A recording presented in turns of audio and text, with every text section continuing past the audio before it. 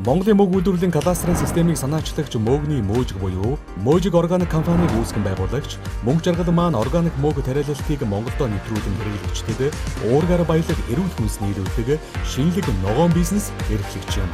Өдгөө тэрээр мөг үйлдвэрлэлийн кадастрын системийг санаачлан бизнес эрхлэгчдэд зориулсан мөөгний хүлэмж сургалтыг шатараатайгаар зохион байгуулж энэ чиглэлээр хамтын ажиллагааг дүүрэн тууштай ажиллаж байна. Сайн байна уу? Өглөөний мэндээ. Өглөөний мэнд. Сайхан болсноо. Сайхан. За урилга хүлээж авч хүрэлцсэн баярлалаа. Баярлалаа.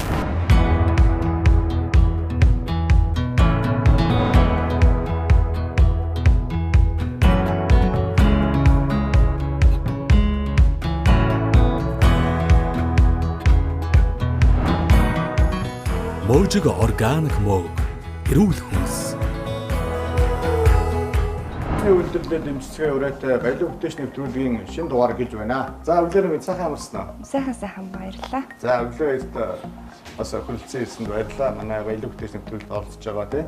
Өөрөө бол энэ нийгэмд хийсэн бүтээсэн дээр бас тодорхой хэмжээнд танигдсан. Одоо Shark Tank нэвтрүүлэгт ороод бас их олон телевизийн ярилцлаганд их орж ирсэн. Дээрээс нь энэ мөөгийг одоо анх гэрээрээ тариалаад сүүлд нь одоо ингээд бизнес болгоод тий одоо бүр өргөжүүлээ сургалт Монголд болоод ингээд явж байгаа л та. Тэгээ энэ талаараа эхлээд нөгөө үзэгчдтэй ингээд өөртөө өөрийгөө эхлээд танилцуулж идэх үү. Тэгээ дараад нь өөрөө чинь хийж байгаа лаборатори үйлдвэртэй ч очиж танилцсан. Эхлээд манай үзэгчдэд ингээд мөөгийн мөөж гэж юм бэ гэдэг.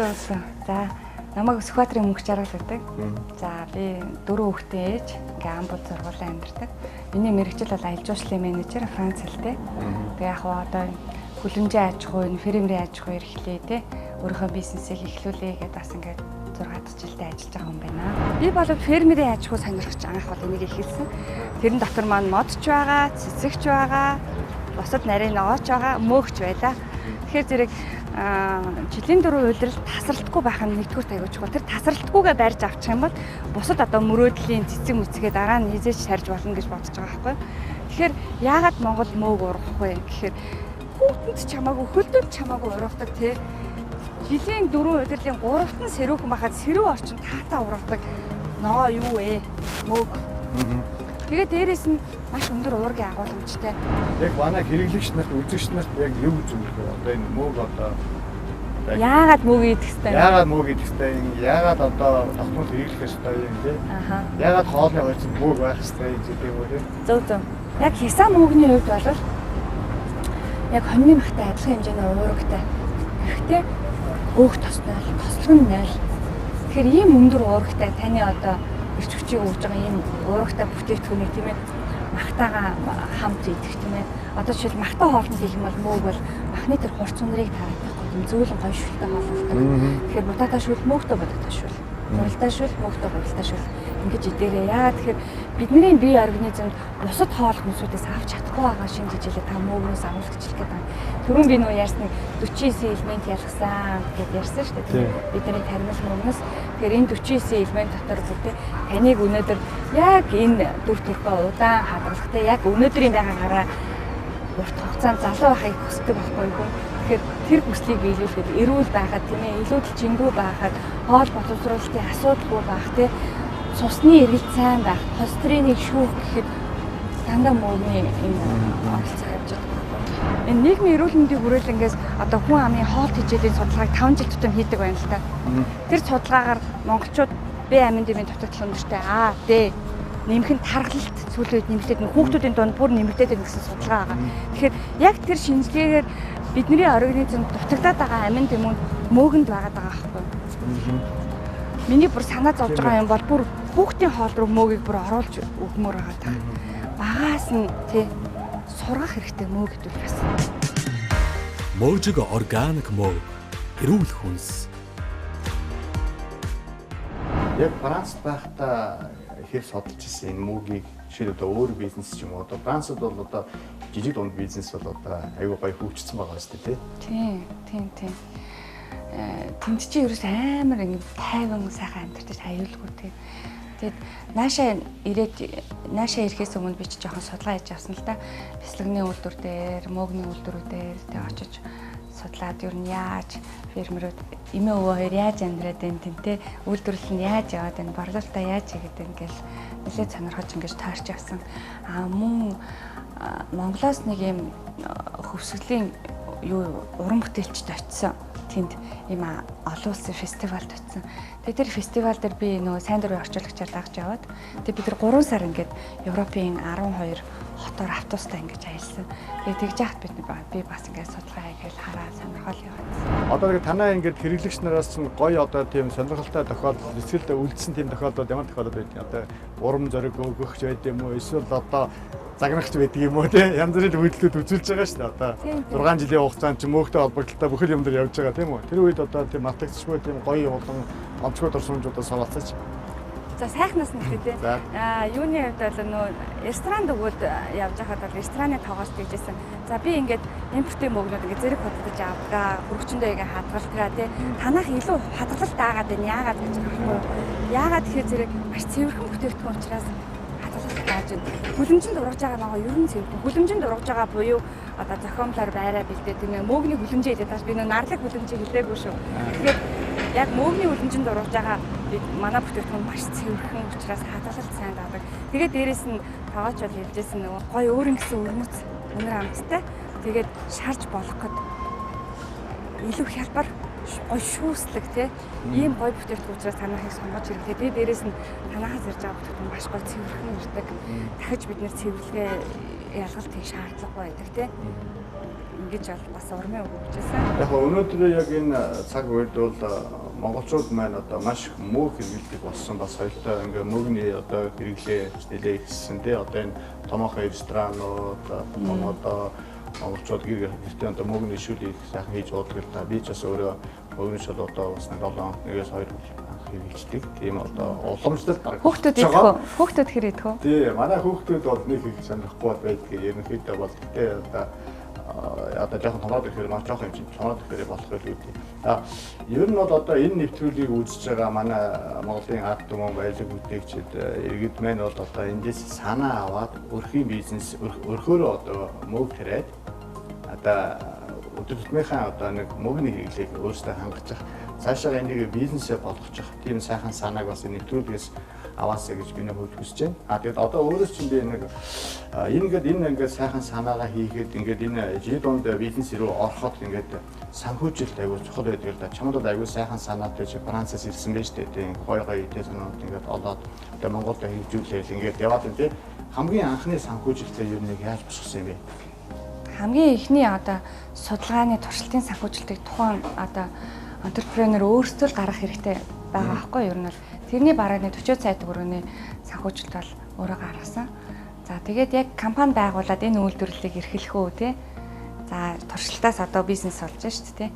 Яг энэ шатанд бол биний Shark Tank-ийн эхний сизнээр ороод тэгээд яг 2 хөрөнгө оруулагчтайгаа тохироогоо хийгээд ингээд 110 сая төгрөгийн хөрөнгө оруулалт аваад компани эхлүүлчихсэн.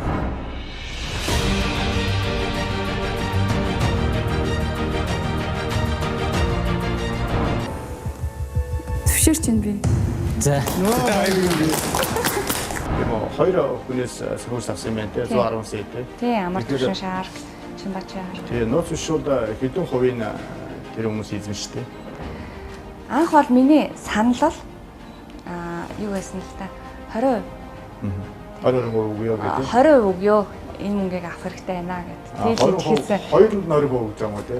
Үгүй дунд нь гэсэн байхгүй. За. Тэгсэн чинь нөгөөд чинь ингээд нөө дийл хийж ингээд яваад өсч явсараад 25 тэгээ би өөрөө 50. Ингээд гуруула нэгдэж одоо компани үйл ажиллагаа эхлүүлэх тохироон дээр эцэслэж тогтсон л та. Одоо би хэр ажиллаж байна? Одоо бол манай хоёр Shark бол бизнесээс бол гарсан. Гарсан юм тий. Одоо бол би яг өөрийнхөө компаниг ингээд өрөөдөртөө тавьж байгаа. Яг нэг үгээр Shark Tank-аас авсан санхүүжилтээр яг юу хийсэн?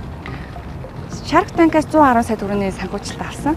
Тэгээд 320 м квадраттай байрыг түрээслээд тэгээд ерөөсөө үйлдвэрлэлийн бүхэл шат амжилтыг тэндээ зохион байгуулад эхэлсэн. Shark Tank-аас авсан хөрөнгө оруулалт бол ерөөсөө компаниг эхлүүлэх хөрөнгө болж байгаа байхгүй юу? Тийм. Тэгээд компани эхэллээ, явлаа, эргэлтлээ. Тэгэхээр тэнд юу болох вэ? Дахиад нэг санхүүжилт. Тэ нэмэлт санхүүжилтийн асуудал үүсэж байгаа. Тэгээ дээрэс нь нөгөө туршлага багтаа бизнесмен чинь тухайн 17 онд шүү дээ. 17 оны хавар төлөвлөлт хийсэн юмуд бас алдаа дутагдaltaй юмуд байж таарч байгаа байхгүй. Санхүүгийн төлөвлөлт тооцоонуудыг хийхдээ бизнес төлөвлөгөөг боловсруулахдаа. За тэгээд мөнгөний үйлдвэр дээр бүх юм шин туршлага байхгүй тий ингээд нөгөө манад мэрэгчлэн туршлагатай мэрэгчлэн байхгүй ингэж ярьсан. Тэгээд өөрөө яг туршлагатай мэрэгчлэн болоод тий системийг ойлгоод тий санхүүгийн төлөвлөлтүүдээ хийгээд ингэж л явж байгаа. Мojig organic mode эрүүл хүнс. Одоо энэ хизээс хойш ингээд сургалт явуулж байгаа. 2018 онд одоо бид нэг сард анхны бүтээгдэхүүнээ гаргаж ялаа л да. Тэгэл 18 оны 8 дугаар сараас эхлээд ер нь зүгээр үйлдвэр дээрээ хүмүүсийг дуудаж үзүүлээд те бүтэн өдөржингөө ингээд мөхтө хоолоо идээд мөгний үйлдвэр дээр ингээд хуваагдаж жоохон ажиллаад те тэгээд тэрийг ойлгох хэрэгтэй гэж би үзсэн. Яагаад тэгэхээр би өөрөө бол бас ойлголт аягүй сул юм ахилж хийжсэн. Тэгэхээр дараагийн хүмүүсийг нэг сайн ойлголттой барьж үзээд ойлгож үзээд тэ мэдэрчээж яг тэрэндээ гой дурлаж ингэж хийгээсэй. Харин тэ бид нэг ясаа уншиж хаад нэг хичээлээ заагаад гэж өдрийн мөхтө хоолыг хамт идээд хичээлээ ингээд хоол идээд бүр ингээд тэмүүгийн нөгөөд нөгөөд явуулж байгаа. Тийм бэлэглээ тэгээ явуулж байгаа. Тийм үү. Тэгээ тэр одоо оюутнуудаас усаж хэрэг хийж байна. Тэр одоо цаашаа тэр бизнес эсгэлж байна. Нийтдээ 200 хүнд сургалт хийсэн мэл 200 гаруй хүнд. Яг тэрэн дотроос нэг 20-од хүн ингээл тойрол эргэлдээд байгаа. Яг хийх гэ зарим нь хийж эхлээл, зарим нь хийх гэж юм гээл ингээл зарим нь одоо бизнес төлөвлөгөөгөө хийгээл те. Зарим нь хөө яаж ин туслах юм байна уу те. Ингээд бас тэгээ чи өөр мөрөөр үгд юм байна тийм үү? Одоо тэр хүмүүсийг ингээд аваа тариад үзээ ингээд ингээд бизнес хийж би амьдрал авахудаа гэдэг шинэ органик хүнс хийж гэдэг юм уу те? Өө тийм би хоёр янзын сургалт явуулж байгаа. Нэг нь өрхтөө. Та өрхтөө тийм ээ мөгөө тариалж идээд жоохон нэмэлт орлого олё гэвэл тийм ээ өөрөө ажиллаад ингээ олё гэвэл өрхийн технологиг сурч байгаа. Одоо тийм өрхтөө сүрэл ашиглаж мөгийг хэрхэн тариалах вэ тэр технологи сурч.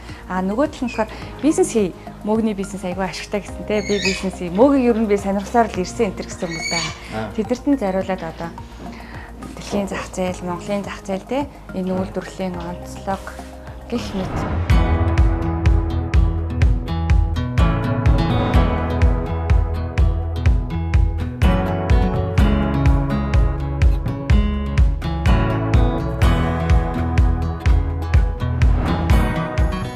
Mojig organic mode эрүүл хүнс. Эхлээд бол бид нэр одоо би бизнесээ эхлүүлэхдээ нэг том байр түрээслэл бүх юмаа тэндээ игээл тэгэл эцэст нь ингээл өөрөө борлуулаад өөрөө түгээгээл ингээл яг л бусдын адил нэг жижигхэн компаниг өсгөжсэн. Тэгээд явандаа бид нэр ингээд бүтээгдэхүүнийхээ өртгийг тооцож мацаад ингээд үзэхээр ерөөсөө энэ бизнес агуур болохгүй шүү дээ. Энэ модель болохгүй шүү дээ. Тэгвэл бусд нь яадаг юм те? Тэгвэл тэнд яадаг юм? Энд яадаг юм гэдэг ингээд асуухаар зэрэг ерөөсөө нэмэн үртгийн сүлжээ үүсгэн, кластер үүсгэн тий. Ганцхан тэнд нэг 100 м квадрат, 200 м квадраттай мөөгөө тариалах нь утгагүй очоо. Энийг заавар кластераар нь төлөвлөж хөгжүүлмээр байгаа байхгүй. Ер нь бүх шалгалт байдаг л да. Систем гэдэг системийг бий болгох хэрэгтэй тийм үү? За тариалах хэрэгтэй. Нөгөө талаа борлуулах хэрэгтэй тийм. Энэ системийг бий болгоно гэж одоо ингээд системэг байна гэдэг чинь одоо бас дундуур нь янз бүрийн ченжүүд ороод байна уу юу? Ченж үчин бас системийн нэг хэсэг байж байгаа. Системийн нэг хэсэг тийм. Тэгэхээр яг эрүүл системийг яаж бий болгох юм? Тэгэхээр чин тэр системд оролцож байгаа нөхөр дандаа өгөөжтэй байх хэрэгтэй шүү тийм үстэй. Тийм. Танд өгөөжтэй над өгөөжтэй байх хэрэгтэй гэж байна. Тийм. Засгийн нэгэн. Тэрийг л бүтээж чадвал би эрүүл гэж бодож байна. Тэгээ бидний хувьд бол бас энэ мөөгөн дээр систем бүтээх хэрэгтэй юм байна. Нийлүүлэгчтэй. Дараа нь үрийн үйлдвэрлэл тийм үү? Дараа нь хөрсний үйлдвэрлэл, мөөгний үйлдвэрлэл тийм борлуулалт, дахиад малын тэжээлийн үйлдвэрлэл тийм. Дахиад органик бордооны үйлдвэрлэл гэдэг юм уу? Ингээд тэгээд дахиад судалгаа шинжилгээний за төрийн байгууллагаас яаж дэмжих тийм. За олон улсын байгууллагуудаа бид нар яаж шаарсан гэдэг. Ингээд ерөөсөө энэ кластерын системийг хөгжүүлэх ёстой юм байна гэж маш их сургалтанд сууж байна. Кластерын талаар шинэ ойлголттой шин. Тэгээ яг мөөгөн дээр буулгах бид нар ямар байх хэрэгтэй юм гэдэгт яаж байгаа. Тэг ирээл энэ чинь айгүй их сургалтанд суусан бай бизнесийн сургалтууд байгаа. Тэгээд өөрөө сургалтанд сууж мэдээж аваад тийм мэдээж авснаа бусад өгөөж штэ тий. За зөвхөн та лаборатори үед ажиллах байсан гэсэн. Окей тийм.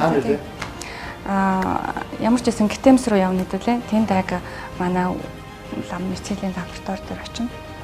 За хэлцвээ.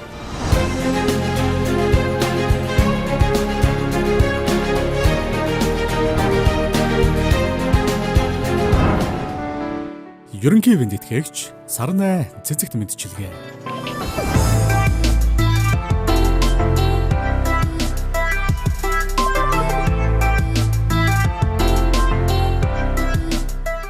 Одоо нэг төрөөс 10 их найзын хөтөлбөр зарласан явж байгаа шүү дээ. Эрүүл мэндийн хамгааллын эдийн засгаас эргээ игээд энэ дотроос нь 2 их найзнууд жилийн дунд үйлдвэрлэлд зориулагдсан ажлын байрыг хамгаалах тийм зориулттай.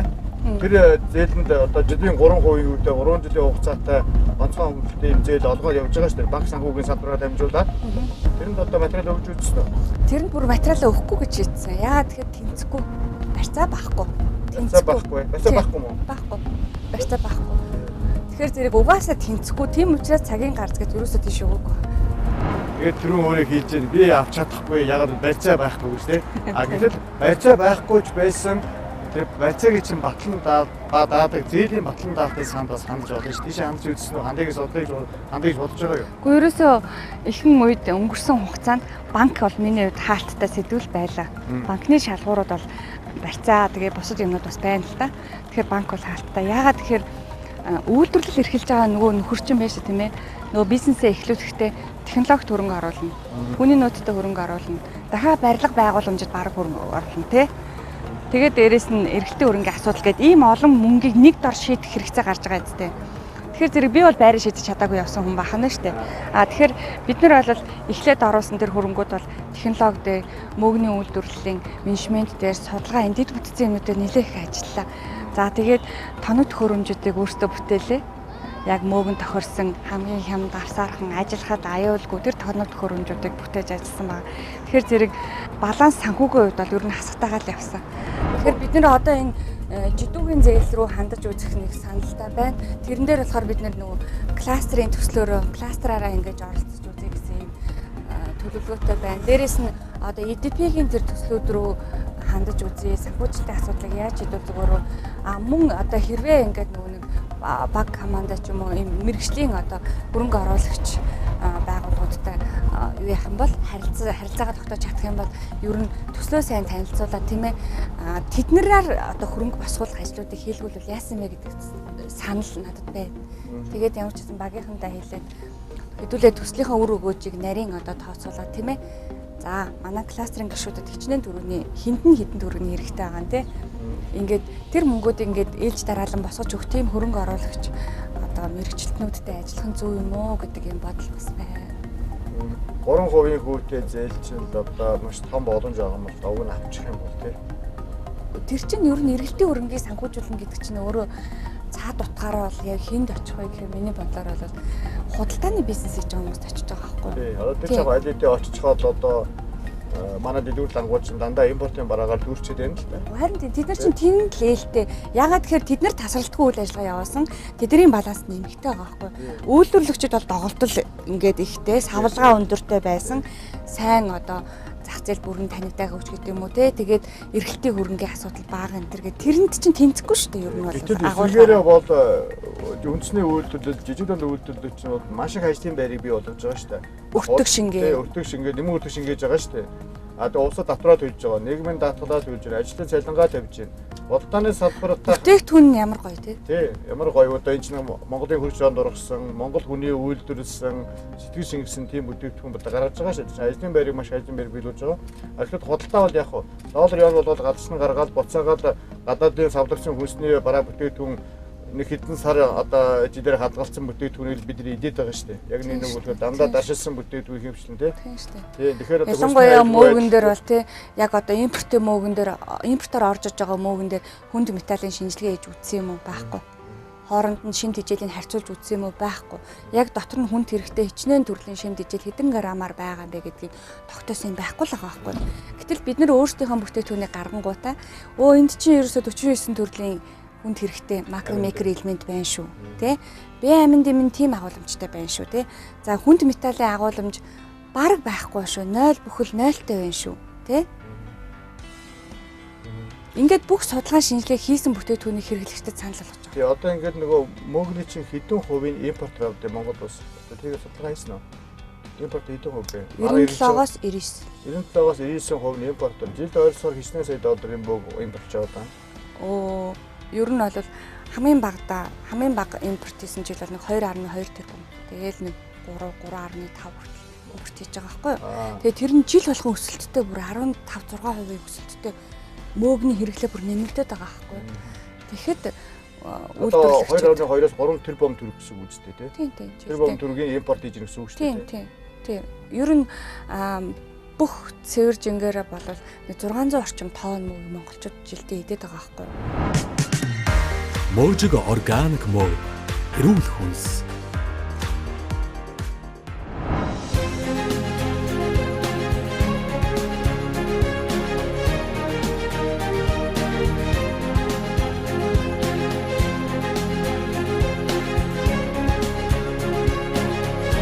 За танай нэвтрүүлгийн хамт олонд баярлалаа. Охиндоо баярлалаа. Тэгээ цаашдаа ажиллаа сайн хийгээрэй л гэж хүсье. Дандаа мөөгтэй цүнх үйлдвэрлэж байгаа. Нэгж байгаа. Тийм үү.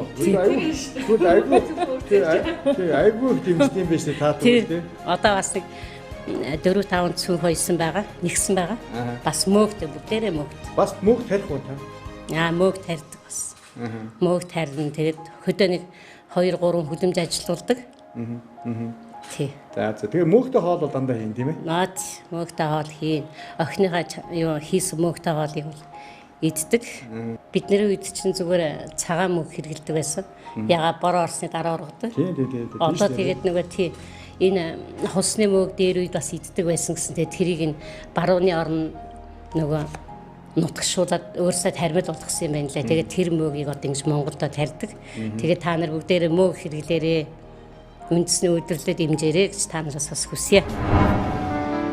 Ерөнхий эвэнд итгэгч Сарнай цэцэгт мэдчилгээ. Үндэсний үйлдвэрлэлд дэмжсэн урайтай баялаг үтээс нэвтрүүлгийн хамт олон Можиг органик компани одоо үрийн лабораторид үйлчилж яриад байна. Одоо энэ лабораторид дандаа өөр бэлтгэдэг юм байна те. Одоо ургуул гэсэн үг үү, яан гэсэн үг манай үзэгчнийг танилцуулж тайлбарлая гэж. За тэгээ мөөгийг үйлдвэрлэн гэдэг нь ерөөсөө юм гинжин 3 үйлдвэрлэл байгаа юм. За үрээ өсгөрлөн, мицелээ өсгөрлөн гэсэн үг. Хоёрдугаар хэсэг нь болохоор зэрэг нөгөө сүрэл модны үрцээ ашиглаад бэлтцээ хийн. Энэ үрээ дотор нь нэгээд ингээд уутан дотроо оруулах гэсэн үг. За хамгийн сүүлийн хэсэг бол мөөг хураах хэсэг байгаа. Ингээд бид нар дотор нь ерөнхийдөө 3 хуваачаад байгаа юм. Тэгэхээр энэ бол нэгдүгээр шатны үйлдвэрлэл буюу одоо энэ салбарын хамгийн эхлэлийн цэг байна шүү дээ. Энд бол бид нар юу хийдэг вэ гэхээр энэ овёс будааг ашиглаад гол түүх үед бол овёс будаа. Сүүлийн үед бид нар юу бас нэмээд байгаа хушны чөмөгний хальс шүү дээ. Самрын хальс шүү дээ. Тэр чинь бас хаягдл болж гараад байгаа. Тэгэхээр тэрийг тэгээд кофений шар эдрийг ашиглаад одоо энэ мөнгөнийхөө мицелийг өсвөрлөдөг гэсэн үг. Энийг хийхдээ яаж хийдэг вэ гэхээр 3-4 шаттай энд ингээд одоо процесс явдаг. За тармил мөнгөний мэрэгжлийн лабораториудаас бид нар яг тармил мөнгөнийхөө үрийг гаднаас судалж авна. Нэг юм урагшилтай л имэрдэг гэсэн. Одоо нэг шиг юм байна тийм. Тийм, энэ бол хэрэг юм болох уу? Энийг бид нар 1 тонн олгож өсвөрлөдөг. Тийм, нэг 4 этапаар ингээд 1 тонн олгож өсвөрлөдөг. Тэгээ эндээс бэлэн болсон юм а бид нар дараагийн шатны үйлдвэрлэл борлуулдаг гэсэн үг. Ингээд бид нар нөгөө нэмэн үртгийн сүлжээгээ бий болгож ажиллаж байгаа байхгүй юу? Зөв танах одоо тэгээ мөөгөө хаяаж хадгалтыг. Одоо мөг хадгалт нь одоо танах дээр бол мөг эндээс суглаад танах борлуулалтыг хийж байгаа шүү. Одоо тэр нэгэн том сүлжээ дэлгүүрүүдээс өгдөг байсан хэвээрээ. Одоо их олон газар өгдөг билээс нийлүүлдэг. Хамгийн өндөр борлуулалт байхдаа бид нар энэ хотын төвийн органик дээд зэрэглэлийн ресторануудаар өгдөг байсан. Тэгээ гацууртын нэрийн 6 сүлжээгээр өгдөг байсан л та. Одоо бол бид нар нэлээд хөнгөгдсөн ингээд дэлгүүрүүдийн юу зогсчод байна. Яагаад тэгэхээр 18 оноос биш 20 оноос эхлээд бид нар дэлгүүрүүдийн борлуулалтыг нэлээд танаад зогсооцсон. Яагаад тэгэхээр нөгөө дэлгүүрүүдтэй ингээд харилцахаар удаашралтай мөнгө нь орж ирж байгаа байхгүй. Тэгэхээр бид нар яг бүтээгдэхүүний үйлдвэрлэлийн хувьд ч бага байсан. Дээрээс нь хэрэглэгчдэд нэлээд танигдсан учраас шууд худалдаануудыг ерөнхийдөө ингээд хийгээд явж байгаа. Одоо бид нар зөвхөн захиалгаар хүргэж өгöd явж байна. Тэгээ энэ жилээс бид нар нөгөө үйлдвэрлэгчтэй олон болгоод урд нь бол би өөрийнхөө хийсэн юмыг тийм ээ хүмүүст ингээд өгөөд ургуулуулаад одоо 3 дугаар хэсгийн үйлдвэрлэлийг ингээд хийдэг байсан бол одоо яг өөрийнхөө компани технологиудыг өөр бусдад эзэмшүүлээд ингээд нийлээд хамтарч ажиллах юм систем бүтээж ажиллаж байгаа. Одоо энэ танах хичнээн хүнийг ажлын байраар хангаж байна. За За яг манай энэ нэгж хэсэгтэр бол 2 хүн ажиллана. За эндээс гарсан бүтээгдэхүүнийг 3 үйлдвэр хөдөлж авна. Бид нар 3-ыг хангадаг гэсэн, 3 үйлдвэрийг хангана гэсэн юм төлөвлөгөөтэй байна. Тэгээ яг тэр 3 үйлдвэрлэлийн байрууд бэлэн болсон, зарим нь ажиллаа эхэлсэн байна. Нэг нь ажиллаа эхэлсэн байж байна. Тэгэхээр энэ жилийн хугацаанд бол бид нар 10 аж ахуй нэгж маань нийлж ажиллана. Гэхдээ үрийн цех бол ингээд нэг явна. За тэгээд хөрсний үйлдвэрлэл 3 явна. Мөөг ургуулах хөлөмж 5-аас 6 явна. Ингээд бид нэр харуулаад нийлээд ингээд нэмэртгийн сүлжээнд нэгдэж ажиллана. Энэ стор бол бид нар бас нөгөө одоо хөдөө аж ахуйн сургуулийн доктор профессор тийм ээ Монгол улсын зөвлөх биотехнологич Алтан цэцэг гэж хүн байгаа. Бид одоо баг болж энэ жилээс ажиллаж байгаа. Яг энэ тармил мөнгөний экономикийг хадгалах, хөгжүүлэх чиглэлээр одоо зөвлөх багш маань ингээд хариуцаж одоо энэний бүр өмнөх шатыг бас бий болгож ажиллахаар төлөвлөлөөд. Газар тариалангийн бусад одоо хүнсний ногоог удах юм бол мөнгөний аж ахуй бол нэг байгуулагчих юм бол улирлын чанартай биш дөрвөн улирлын. Одоо газар тариаланд ажилладаг хүн бол хэцүү шттэ. Хавар нэг хэд хоног нойр хоолгүй тариалтай хийгээд тэгээ зундаа бас нэг жаахан нэлээд завтай болоо те. Одоо хог ургамлаа түүгээд хортон шавж авсдагс гээд услаагаа хийгээд үйждэг. Тэгээ намар ургацаа хурааж яана гэд нэг чамдаад эвгүүтвэл хамаг юм хөрсөндөө хөлдөөчөөд мөнгөний аж ахуй бол одоо ерөөсөө байнга ингэж явж байна. Байнга шинэхэн мөнгө хурааж идэж болно. Тэгээ байнга одоо гадаад дотооддоо гаргаж болно тий. Тэгээ тариалалт бол байнга явчихна. 7 хоног болгон тариалтын тэгээ тарьсан хугацаагаараа ургацаа хураагаад явчихна тий. Тэгэхээр зах зээлийнхээ хэрэгцээ одоо ямар хүнсний зах ресторантаа гэрээ тэрэндээ тохируулаад ургацаа удирдаад явчихна тариалтаараа тий. Тэгээ жилийн турш орлоготой байх нь шүү дээ энд. Тэгээ жилийн турш шинэхэн ургац идэж ээж бас болох нэ гэж тий.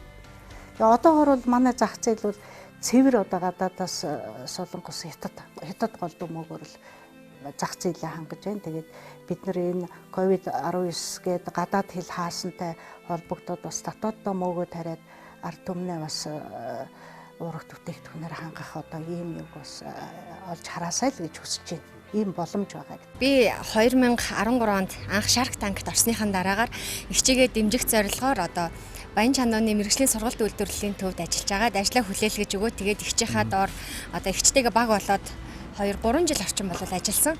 Тэр хугацаанд бол одоо хүний нөөц нягтлан хийжсэн. Тийм. Тэгээд миний харж байгаа үнцэг бол яг хуваараа юм хийж байгаа хүмүүс болохоор айгүйх одоо нөгөө нэг боловсон хүчний асуудал нэгдүгээрт байдаг. Хоёрдугаар гэх юм бол одоо үйлдвэрлэлийн байрны асуудал бол айгүй чухал байдаг. Ягаад гэвэл ингээд хүмүүс үйлдвэрлэлээ хийхин тулд байрных нь одоо үйлчлэгээний зорилттой байр болоход айгүй хэцүү нэгдүгээр. Хоёрдугаар гэх юм бол ингээ үйлдвэрлэлүүд маань ингээд одоо агропарк байдлаар ингээд хэрвээ хөгжчих юм бол тэр дээр тийм үү нэг үйлдвэрлэлээс гарч байгаа бүтээгдэхүүн маань маш жоох юмыг нэг ширхэг машин хөслөөд Улаанбаатар руу оруулаад худалдаалах гэдэг бол айгүй асуудалтай. Тэрний оронд тэр жижиг агропаркийн юмнуудыг бүгдийг нь нэг машинаар аваад бүгдийг нь оруулдаг тийм ийм байдлаар хөгжүүл айгүй зүгээр санагдчихжээ. Бид нэр хэрвээ үйлдвэрлэж чадах юм бол хэрэглэгчид бол угаасаа өдөртөө өглөө үйлдвэрлэл хурааж авлаа өдөр бол мөнгөний хэрэглээ бүгд ингээд зах зээл дээр гараад дуусчдаг. Хүмүүс бол одоо харьцангуй мөгийг хэрэглээд сурчсан нэгдүгээр хоёрдугаарт мөөгийн ач тусыг мэддэг болчихсон. Миний бодлоор бол өвшөө илүү үйлдвэрлэлийн байраар нь хангаа цогц олгоод те улсаас дэмжээд ингээд ажиллуулаад дэмжээд явбал одоо бидний хувьд бол маш одоо хэрэглэгч гэдэг утгаараа айгүй хэрэгцээтэй тийм зүйл байгаа. Ер нь бол Монгол улсын хэмжээнд хуваараа жижиг дунд бизнес эрхэлж байгаа хүмүүсийг дэмжиж ажлын байраар нь хангаад боловсон хүчнийг нь одоо бэлтгэхэд одоо тий дэмжлэг үзүүлээсэй л гэж хүсэж байна да. Хатан одоо баг ихэнх нь мөг хэрэглээ сурцсан байна, мөг хэрэгжилж байна тийм үү. Тэгэхээр энэ хэрэгжилж байгаа маш олон төрлийн мөнгөнд байгаа шүү дээ зах зээл дээр худалдаалж байна тийм үү. Яг яаж сонголттой их вэ? Хамгийн одоо амархан зөвлөмж болвол эхлээд нөгөө мөөгөө үнэрт мөөг л үнэрч явах хэрэгтэй. Тэндээс нэг юм синтетик ч юм өөр юм үнэрч явах ёсгүй. Нэг гой мөөг үнэрсэн. Тэгээ харахад гадаргуу тэр гадналын гадаргуу одоо гимтэж бэртээгүй, язарч муудаагүй те өнгө нь хувраагүй юм л ах хэрэгтэй. Ер нь нөгөө нэг мөөг гэж шууд одоо ганцаараа юм биш шинэ ногоол яриа л да тийм үү. Тэгэхээр шинээрэл байх тусмаа шингэд сайн шинээрэл байх тусмаа тэр макро микро элементийн агуулмжтай яг тэр хിവэрээ танд очиж байгаа байхгүй юу. Тэгэхээр бид нар чинь их орондоо тариа тийм ээ шинээрэнтэй өглөө нь хураагаад тий орой гэхэд танд хүрүүлж өгч гэн гэдэг чинь таны эрүүл мэнд тийм ээ ямар байх вэ ерөөсөө тэрнээс хамаарч байгаа. Тэгэхээр та бүтээгдэхүүнээ сонгохдоо аль болох шинэ тийм ээ шинэ бүтээгдэхүүнийг л сонгох хэрэгтэй. За одоо ингээд шүл бэлэн болсон байна. Цуцсан шүл. Тэгэхээр мөнгөтэй цуцсан шүлөө бэлэн болсон байна. Айлаа. Мөнгөтэй цуцсан шүл юутай идвэл зүгээрээ гэж үү? Яагаад юу яашаа? Сэртэй. Сайн ийм нөгөө моцарелла. Тэр моцареллагаас би зэмээ гадаад тастаа юм моцарелла байгаа. Ингэжгүй. Ингээ өглөө идвэл зөвхөн юм. Үгүй хитэж ич болно шүү дээ. Нөгөө веган авдаг хүмүүс ч юм бол тэгээд би гол хоол гэсэн үг. Хүүхдэд бас дандаа бантан биш дээ. Хаяар мөн цэцэн шүүд бол цэцэн шүүдийг хийхдээ шинэ мөгөөр юу бас гоё болдог. Хатаасан мөгөөр ихтэй заавал мундаг мөгөөр гэдэг. Саяны битэрийн нөгөө хитээсэн мөгөөр тийм жоохон хитэж ялангуяа бид нэр тэр ийм сайн хоол хүнсийг хүүхдийнхээ хоол бол илүү өгчмөр байна. Бүр тасгамаар байгаа байхгүй. Мөөг гэж мэдэхгүй шүү дээ. Өгөөгүй юм чи яаж мэдэх юм мэдэхгүй шүү дээ. Шинээр нь те хүнсээ хэрэглэх бол үнэхээр таатай мэдрэмж. Мөөгнүүд ингээд төрөл төрлөөрөө нөгөө витамины агуулмж одоо эрдэс байцын агуулмжууд нь өөр өөр байдаг. Жишээлбэл нөгөө ихэнх авч идэг юм бор өнгөтэй мөөг ч юм уу шитаки мөөг. Тэр мөөг бол хорт хавтрын эсрэг аюул өндөр идэх үзүүлдэг байхгүй юу? Хоол хүнсний ач холбогдлоос гадна. Тэгэхээр ер нь мөөгнүүдийг харж байгаа гоё шинээс нь авч хэрглэж байгаарэ. Монгол мөгөө гоё хатаагаа жилийн турш хэрглэж байгаарэ. Тийм удаан хугацаанд хийж болох юм уу? Болно. Тийм хатаасан мөгөө чи 2 жил хүртэл хэрглэж хатгалж байгаа. Можиг органик мөг эрүүл хүнс. Ажлын байрны асуудал үнэхээр хүндэт. Хамгийн их мөнгө ордог хэсэг тийм. Тэгэхээр зэрэг орон сууцны тэр лизинг шиг яагаад байж болдгоо юм бэ? Яагаад энэ хүнсний үйлдвэрийн стандарт байраа барьчаад үйлдвэрлэгчтэй лизингээр хурц болдгоо юм тийм. Энэ болгоны асуудлыг нэг сайхан эмгэгцтэй шийддэг бол зүгээр. Бид хэд бол яг юу яажлаа юм л да. Төлөвлөж байна л да. Ингээд эхнээс нь дуустал нөхөр хийхэд болно шүү тийм ээ. Маш урт хугацаа орно. Мөнгө их гарна тий. Эцсийн бүтээгдэхүүнийг зараад борлуулад мөнгө олтлоо. Тэсэхгүй байхгүй юу? Удах байхгүй. Тэгэхээр зэрэг энэ болгоны чинь ингээ этапаар нь салгаад нэгж болгон дээр нь ашиг заржийн тооцоолоод тий. Окей та өөц болцоон дээрээ тулгуулад энийг хийвэл тохиомжтой юм байна. Тэгвэл танд ийм хэмжээний мөнгө орно тий. Та иймэрхүү стандартыг хангасан байраа бэлдэх хэрэгтэй байна. Гэт ингээд зөвлөд ямар ч сан классрын хүмүүс маань ингээд ойлголцоо дөнгөж эхлээд ингээ ямар ч байсан бид нар бүтээмжтэй байх юм бол ийм ашиг одоо орлогыг бүрдүүлж чадах юм байна гэдэг тооцоолыг гаргаад өгөхөөр гайхаж байгаа. Үгүй тий. Бид нар харуулаа нийлжүүл ингэж болох юм уу? Тэр тооцоосоо танилцуулаач. Одоо өрхийн хувьд, аж ахуйн хувьд ямар тооцоо наацахын жишээ? Окей. Нэг 140 м2 ажлын байртай хүн байлаа гэж бодъё тий. Тэгэх юм бол одоо манай 2 юм уу 3 дахь хэсгийн үйлдвэрлэлийг хийж болж байна л та. За тэгэх юм бол таны эхлэлтийн зардал чинь одоо хэд чинь тий. За 2 дахь хэсгийн үйлдвэрлэл дээр авах юм бол нэг максимум 60 сая тий. За тэгэх юм бол та жилдээ нэг 70-80 сая төгрөгийн 70 орчим сая төгрөгийн цэвэр ашигтай бизнесийг бүтээж болж байгаа байхгүй. Тэгээд тэр 140 м2 ямар ч 3 хүн ажиллана. Тэгээд тэндээс гарсан бүтээгдэхүүнийг одоо кластерын борлуулалтын зарчмаар ингээд шууд борлуулаад борлуулах. За өрхийн хувьд. За өрхийн хувьд болохоор зэрэг та нэг 24 м2 байртай байлаа гэж бодъё. Тэгэх юм бол сардаа нэг өрхийнхөө орлогыг 700 сая төгрөгөөр нэмэгдүүлэх боломжтой. Гэхдээ таны ажиллаж байгаа цаг айгүй бага. Та ерөөсөө эхний сард бүтэн ажиллана, сүүлийн 2 сард урагцаар л хураана. Ийм байдлаар бид нэр өрхийн сургалтыг зохион байгуулад нөгөө хүнд ингээд тооцоо хийж үзүүлээд тий ингээд чиглүүлээд явж байгаа. Залуучууд, эрэгтэйчүүд ялангуяа аяг сонирхдаг шүү. Тийм үү. Тагтан дээр мөг ургуулсан эмэгтэй байгаа шүү дээ. За. Хөлөлийн чанартай өөрийнхөө хоббигоороо тий тагтай амьдлаад мөг ургуулсан бичлэг байгаа. Тэр бол аягүй хүмүүст хүрсэн байлаа. Өнөөдөр гэрийнхэн балконыг мөгний хүлэмж болгосон манай сургалтанд суусан. За, харилцагч дээрээ ирсэн байна. Ингээд балконыг нь онгойлгоод харлаа. За, ерөөхдөө хөөсөөр ингээд улаалаад 50 хийсэн байна. 50-аа бас будсан байгаа тийм. Юу ургадлаа? Лагцсан. Ийм хөөрхөн ургачих. Би өнөөдөр зөвлөгөө өгөх гэж ирсэн. Ерөөхдөө чигшил ямар байна? Агаар нь таарч байна уу? Мөгний блокнот нь хэр байна? Мөгний ургалт нь зөв хэлбэртэй байна уу? Эдрийг үзэх гэж ирсэн. Ингээд амар хөөрхөн санагдаж байна. Айгүй эсэрхэн асаархан хийсэн байгаа байхгүй. Айгүй бүтээлч хүн байна. Маш их таалагдаж байна. Тэгэхээр ер нь мөгний салбарч олж ажиллах гэж байгаа хүмүүс, сонирхож байгаа хүмүүс дандаа ирж уулзж байгаа. Тэр нь айгүй зөв. Буруу явж бид нар болохгүй. Тэг мэдээлэл дутуугаас буруу төсөөлж болохгүй тий. Тийм учраас бид нэр ингээд тэр бизнес эрхлэгчид зориулсан мэдээлэл сургалтын юмнуудыг бас зохион байгуулж байна л да. Өөртөө л олж байна ер нь бол. Яг харахгүй нэг сонирхож байгаа хүмүүс бол нэмэгдэж байна. Бизнес эрхлэх гэж байгаа хүнд ерөөсөө мэдээллүүд манай бид нарт хандхад бол ингээд нээлттэй байж байгаа байхгүй. Энэ мөнгөний ач холбогдлууд ерөөсөө яриад хилээд дуусахгүй л дээ. Улс орны эдийн засаг хүртэл маш их өөрчлөлттэй. Тэгэхээр түрүүн чиний жишээ хэлжсэн шүү дээ. Тийм нэг мууж тэр чигтээ мөнгө тариалаад тэр айгу ядуу одоо мууж байсан. Одоо баян экспортлдог мууж болсон байна гэдэг тийм ярьжсэн шүү дээ. Тэр шиг маш маад хүмүүс. Тэгээд тэнд болохоор газар тариалан эрхлэхэд айгүй хүнд цаг агарын таагүй нөхцөлд маш уулархаг ийм мужид бол ядуур айгүй өндөр байсан. Тэгээд засгийн газраас нь 4 жилийн хугацаанд тухайн одоо нэн ядуу дээр гэр бүлүүдийн орлогыг 6 дахин нэмэгдүүлсэний төслийг хийсэн байхгүй. Тэр болохоор таримл мөнгөийг одоо мөнгөний үйлдвэрлэлийг хөгжүүлэх төсөл байсан. Ингээд одоо судлаач докторуудын тэмээ судалгааны тэр сургалтын багийг нь засгийн газраас нь дэмжиж сургалтыг нь явуулсан. За тэгээ орон нутгаас нь нөгөө энэ салбарыг сонирхоод үйлдвэрлэл хийх гээд байгаа нөхдүүдэд жижиг оврын өрхийн хэмжээний тэмээ ихний ээлжинд одоо тоног төхөөрөмжөөр нь хангаад тэгээд улирлын чанартай бол энэ үйлдвэрлэлийг эхлүүлжсэн түүхтэй юм лээ. Тэгээд 4 жилийн хугацаанд нийтдээ 70 мянган хүнд сургалт хийгээд за үүний үр дүнд улирлын чанартай ажиллаж исэн үйлдвэрлэгчид тийм ээ жилийн туршид болоод ингээд одоо нэлээд том экспортлогч мууж болсон. Тийм ээ орлогоо 6 дахин 4 жилийн хугацаанд нэмэгдсэн түүхтэй юм лээ. Би ингээд ногоочтойгоо уулзаад ингээд зэрэг одоо уулны цаана нэг сумын цаана хин ямар хэмжээтэй ногоо тариад байгаагаар мэдэхгүй өөрт олдож байгаа боломжоор шууд тарьж байгаа байхгүй. Гэтэл тэр тариалсан бүтээгдэхүүн зах зээл дээр илүүдэд байгаа юм уу? Дутуудаад байгаа юм уу? Өшөө ашиг хийх боломж байсан юм уу? Ямар ч баримжаа байхгүй, стратеги байхгүй яваад байгаа шиг байна. Тэгэхээр зэрэг манай энэ салбар битээ тийм байгаасаа тий 5-10 жилээр бид нэр төлөвлөе тийм ээ. Энийг баг-багаар хийж явъя, маш их хугацаа ордог тий.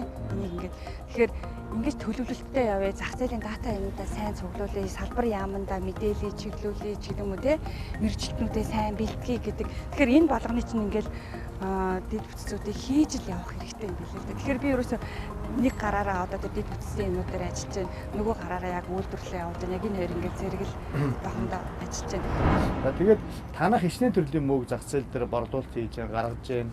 Гаднаас орж ирж байгаа хичнээн төрлийн мөнгө үүдээ. Манайхаас бол бид нар бол нэг л төрлийн мөнгө маш сайн, маш хүртээмжтэй хийхийг хүсэж ажиллаж байгаа. Эхний эйжентэй ойрын хугацаанд бид нар тийм.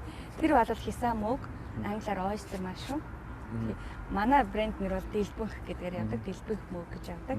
Тэгэхээр энэ мөнгөийг бид нэр шинээр нь сайхан цаас уултандаа салаад өгдөг. Дараа нь бид нар мөнгөний үндэс хэсэг буюу хамгийн шинэ дижилтэй хэсгийг хатаагаад нутаглаад хоолнд хамтлагч болгож хийхээр хүүхдийн бантанд хийхээр ингээ бэлдээд нунтаг мөнгөийг гаргадаг. Тэгэхээр манай бүтээгдэхүүн хоёр янзаар гардаг гэсэн. Миний бол яг мөрөөдөл бол бид нар нөгөө илүү үн цэнтэй эми мөнгөний чиглэлээр ажиллах сонирхолтойгоо. Одоо хүнсний энэ мөнгөн дээр бид нэр ингээд систем бүтээгээд те энэ салбарт ажилладаг хүмүүсийг бий болгоод ингээд дараагийн шатанд бол бид нэр 1 кг илүү үнэтэй эми одоо эми үйлдвэрийн түүхийд болдог.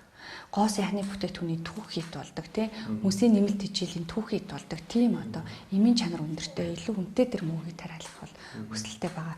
Тэгж одоо бид нэр экспорт чиглэж ажиллана гэсэн төлөвлөлтөд.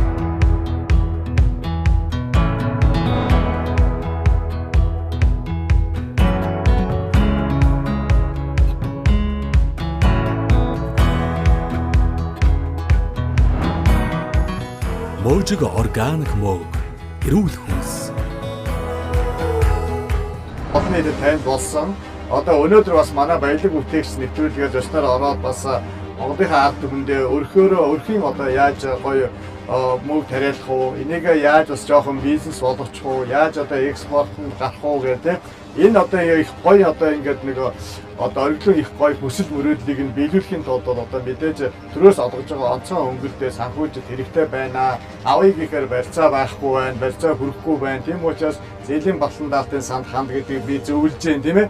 Монголын нийт ард түмэн бас манай мөөжиг одоо мөнгөний мөөжиг маань бас дэмжиж одоо энэ хүнтэй холбогдоод бас ингээд мөнгөний бизнес бас орж болно. Мөн одоо хэрэглээгээ хангаж болно. Одоо мөөжигтэй одоо холбогдохыг хүсвэл энэ доогоор гарч байгаа утсаар холбогдоорой. Манай баялаг бүтээгч мөөжиг маань дэмжээрэй. За ингээ баярлалаа. Баялаг бүтэц нэвтрүүлэг энэ өрөөнд өндөрлөж байна. Дараагийн дугаараар уулзлаа. Түр баярлалаа. Чолоог базарт гэдэг чолоочод энэ шүү дээ. Энэ маань одоо галтуу. Монголчууд үгээр нэг өнгийг өргөн Өсөөд ирэнгүүт тэндээс хүнд энэ боломж нь ахын хоорондын дулаал ирэх ч. Цайдаа бэлтгэр саваа бэлтгэдэг үгийг мартсан байсан байлээ. Тэгээд сүүлд хийсэн ийм том одоо энэ том цогноос аюух цаг. Гадагшаад Тухайн цаг үед бол үндэсний дээл хугацаа өдөр тутмын хэрэглээнд гээл гарчиг тавиад 2 жил болчихоо. Одоо эх жил хурлаа. Одоо би жоор нууцаар 2000-ыг аван 1920 онцлон цорын ганц үйлдвэр учраас Баялаг бүтэц нэвтрүүлгийн шинэ дугаар хийж байна.